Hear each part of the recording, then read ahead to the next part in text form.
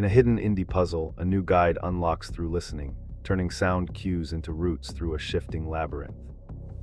The creator documents how each echo reshapes paths, revealing a system players once ignored and turning patience into progress. Players learn to map tones to doors, delays to decisions, and finally sync their steps with the maze's heartbeat. As the guide spreads, speedrunners borrow the technique to race the labyrinth while preserving the puzzle's quiet mystery.